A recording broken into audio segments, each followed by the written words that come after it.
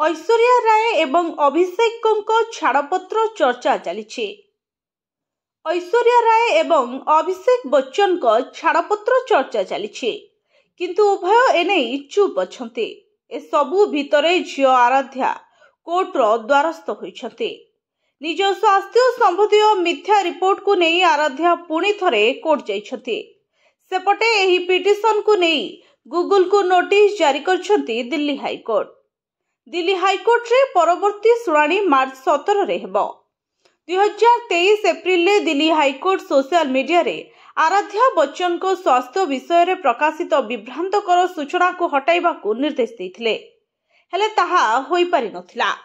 नुआ पिटिशन ने आराध्या बच्चन अभियोग करिसंती जे हाईकोर्ट को निर्देश सत्वे सोशल मीडिया रु तांको स्वास्थ्य विषय रे विभ्रांतिकर सूचना एपर्यंत संपूर्ण भावे हटाई दिया जाय नहीं।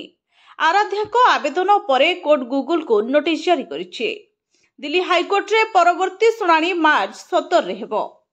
सूचना योग्य छे पूर्वरु किछि यूट्यूब चैनल आराध्या को स्वास्थ्य अवस्था को नहीं अनेक मिथ्या खबर प्रकाश करिथिला। असंतोष व्यक्त करी बच्चन परिवार 2023 रे हाईकोर्ट को द्वारस्थ होइथिले।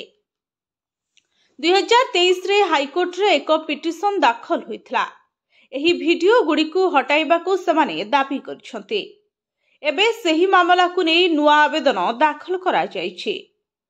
सूचना योग्य जे ऐश्वर्या राय 2007 रे अभिनेता अभिषेक बच्चन को विवाह करथिले। एही दंपति 2011 रे झियो आराध्यांकर पितामाता होइथिले।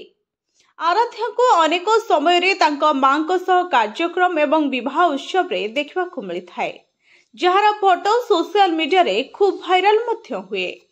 Bureau report, HTV Odia.